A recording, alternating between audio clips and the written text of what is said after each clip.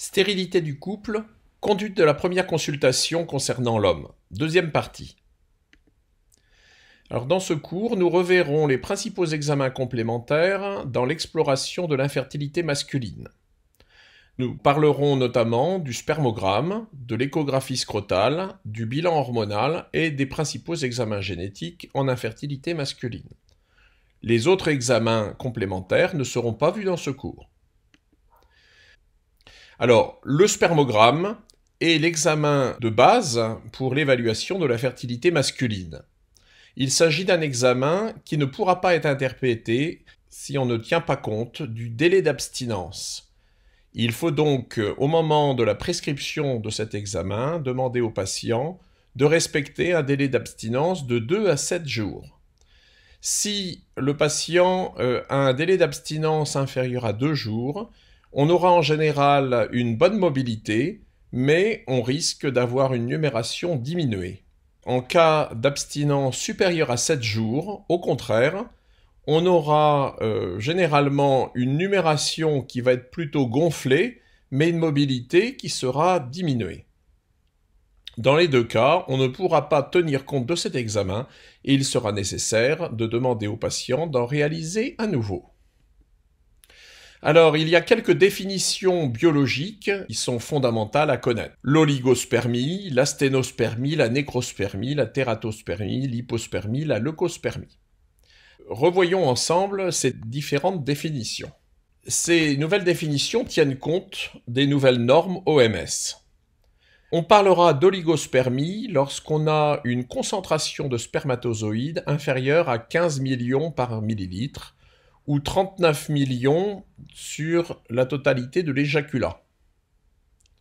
La sténospermie fait référence à la mobilité, notamment à la mobilité progressive.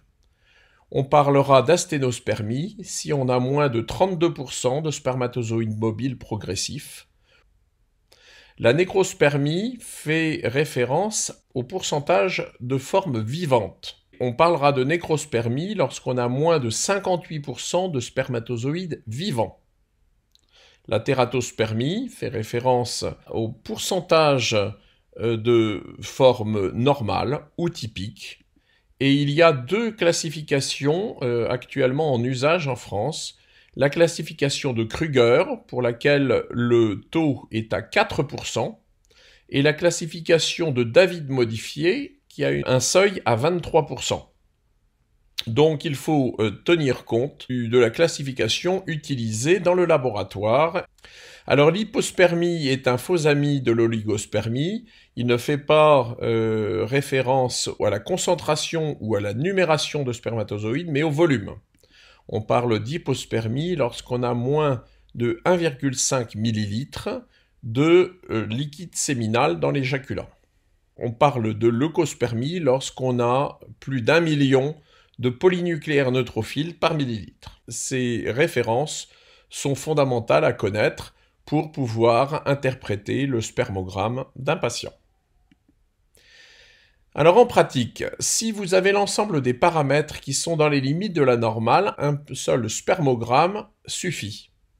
Par contre, si vous avez au moins une anomalie, eh bien il faudra redemander un deuxième spermogramme, idéalement à 3 mois du premier, puisque vous aurez comme ça le reflet d'un autre cycle de spermatogénèse, puisque je vous rappelle qu'un cycle de spermatogénèse dure 74 jours. Alors il faut toujours garder un œil critique sur l'examen qu'on vous montre. Voilà comment critiquer l'examen. Il faut avoir un œil sur les conditions de réalisation. Est-ce que le patient a bien respecté le délai d'abstinence qui doit être de 2 à 7 jours?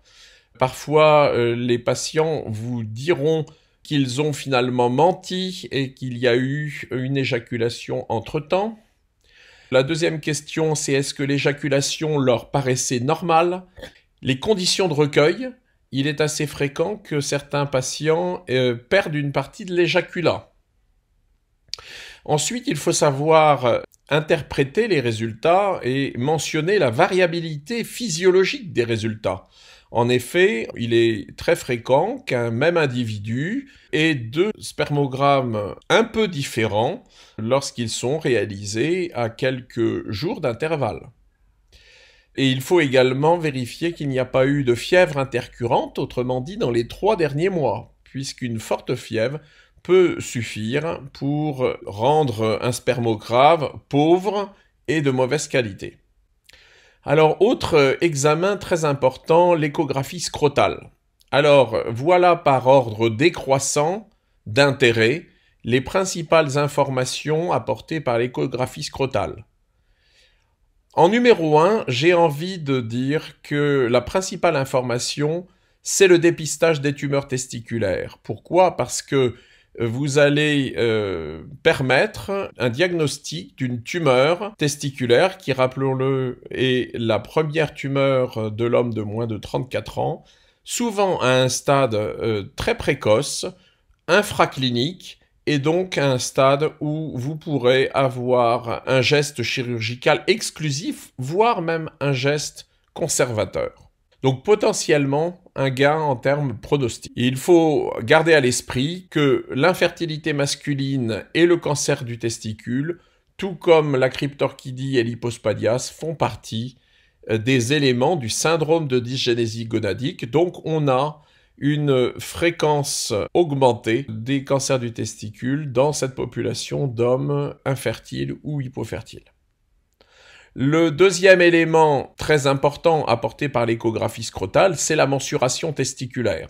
Alors certes, vous pouvez obtenir le volume testiculaire par l'examen clinique, mais l'échographie scrotale est un examen qui permet d'évaluer le volume testiculaire de manière tout à fait précise.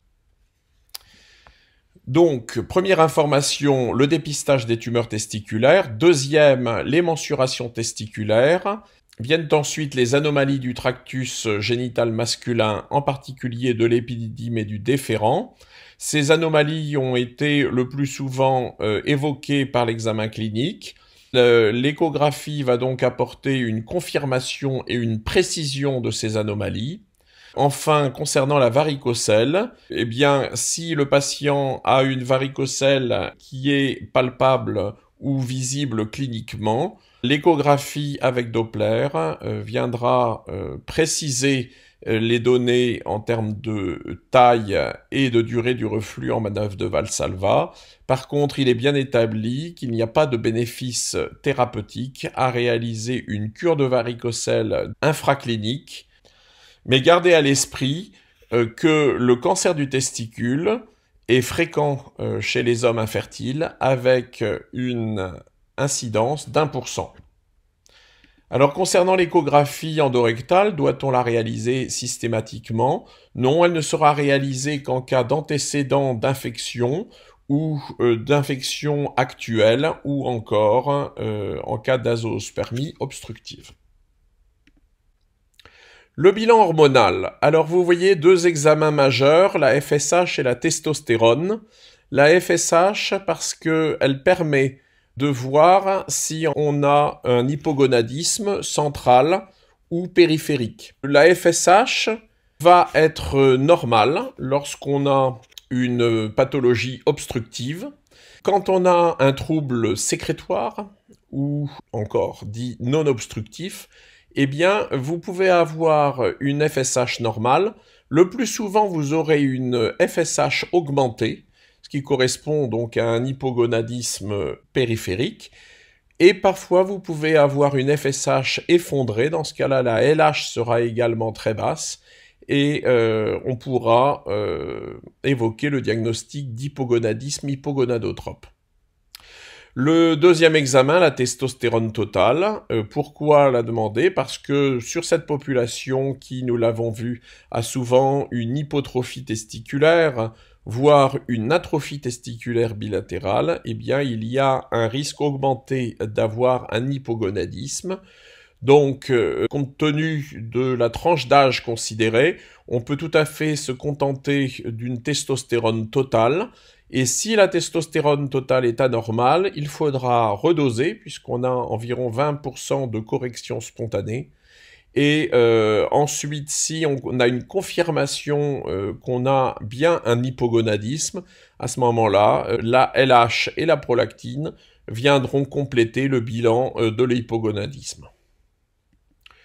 Donc la place de la LH, c'est un examen qui va venir en complément de la testostérone dans le bilan d'un hypogonadisme.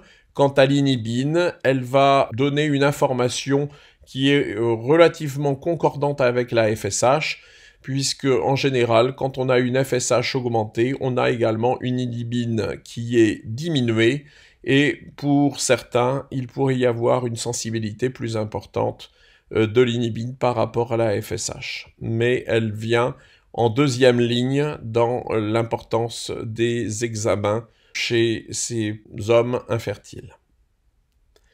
Donc, surtout une notion de base, mais qu'il faut bien avoir à l'esprit, c'est la FSH qui va donner une information sur la spermatogénèse. La LH, elle va renseigner sur le testicule endocrine et la sécrétion de testostérone. Comme vous le voyez, il y a une fréquence des anomalies karyotypiques qui est inversement proportionnelle à la richesse du spermogramme, avec 16,7% d'anomalies karyotypiques chez les azoospermes, près de 10% en dessous de 5 millions par ml, et au-delà de 10 millions, on rejoint la population générale avec 0,5% d'anomalies. Voilà la raison pour laquelle les trois indications sont les azoospermes, les oligospermes avec moins de 10 millions par ml, et les histoires familiales avec des fausses couches à répétition, des malformations et des retards mentaux indépendamment du spermogramme. Les microdélétions du chromosome Y seront demandées lorsqu'on a une situation d'azoospermie ou d'oligospermie inférieure à 1 million par ml. Alors vous le savez, les microdélétions du chromosome Y sont des anomalies situées dans 3 régions du bras long du chromosome Y, qui sont appelées AZF A, B et C. Il faut garder à l'esprit que les microdélétions AZFC sont à la fois les plus fréquentes et les moins graves, puisque dans les cas de microdélétions AZF A et B, eh bien, on n'a aucune chance d'avoir des spermatozoïdes dans les jaculats, mais même on n'a également aucune chance d'en trouver à la biopsie testiculaire, contrairement aux microdélétions AZFC, dans lesquelles il est parfois possible d'avoir une oligospermie sévère, et pour lesquelles il y a des chances d'extraction de spermatozoïdes à la biopsie si le patient avait une azoospermie. Et les mutations du gène CFTR, ce gène CFTR, vous le savez, donne lieu à la mucoviscidose quand il y a une mutation homozygote. Ce gène est situé au niveau du bras long du chromosome 7. Quand il y a une mutation hétérozygote, il entraîne une absence bilatérale des canaux déférents et il peut également donner lieu à une absence unilatérale des canaux déférents. Donc, quand vous êtes face à une absence bilatérale des canaux déférents, à des symptômes de mucoviscidose ou à une absence unilatérale d'un canal déférent, eh bien, il faut en informer le patient, lui expliquer l'importance d'avoir un séquençage du gène CFTR. Et si vous avez une mutation chez monsieur, il faudra faire analyser et également la compagne pour évaluer le risque de mucoviscidose du conceptus. Voilà, le risque qu'on trouve que la conjointe soit hétérozygote est de 1/30. Donc si vous avez une compagne qui est également hétérozygote, il faudra faire un conseil génétique et il y a des possibilités de diagnostic prénatal ou préimplantatoire. Voilà, maintenant quelques questions. Question 1. Qu'appelle-t-on avoir une hypospermie? Est-ce avoir une concentration de spermatozoïdes de moins de 15 millions par ml? Avoir une numération totale par éjaculat moins de 39 millions par ml? Ou avoir un éjaculat de volume inférieur à 1 millilitre?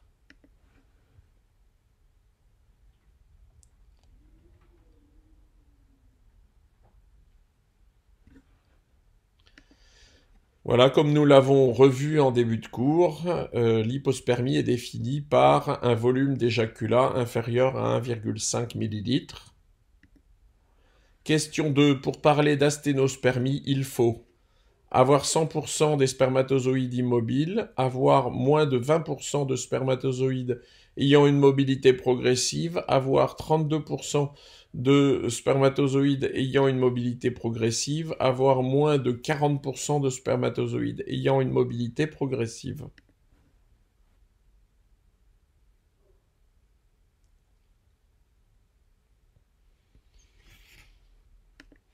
Eh bien, s'agissant de la mobilité progressive, le seuil est à 32%. Question 3. Quelles sont les deux informations les plus importantes apportées par l'échographie scrotale dans le contexte d'un bilan d'infertilité masculine? C'est la recherche de nodules testiculaires, la mesure du volume testiculaire, la recherche de kystes épididymères ou la recherche de varicocèle infraclinique.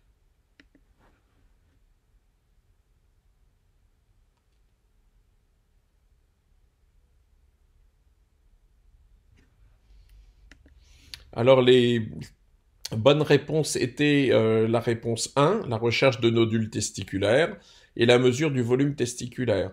Alors pourquoi pas la recherche de kystes épididymères? Parce que ces kystes, certes, l'échographie va les montrer, mais ils ne sont pas en lien avec une infertilité masculine. Et les recherches de varicocèle infraclinique, vous allez avoir par l'échographie des diagnostics de varicocèle infraclinique, mais il n'y a pas de bénéfice prouvé à traiter ces varicocèles infracliniques, donc leur découverte n'a aucun impact thérapeutique.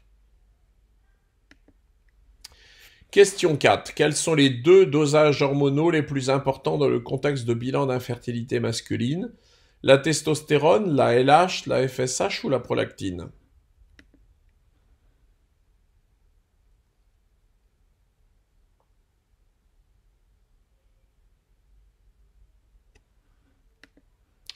Alors, c'est la testostérone et la FSH.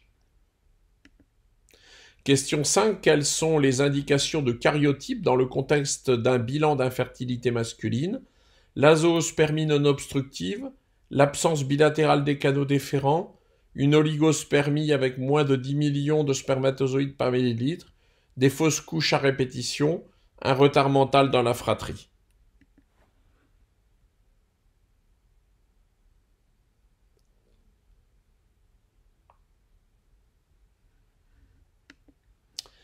Voilà, les bonnes réponses, c'était l'azoospermie non obstructive, l'oligospermie avec moins de 10 millions par ml, la fausse couche à répétition et le retard mental dans la fratrie. L'absence bilatérale des canaux déférents est une pathologie obstructive qui évoque plutôt une mutation du gène CFTR. Je vous remercie de votre attention et vous donne rendez-vous pour la suite du cours.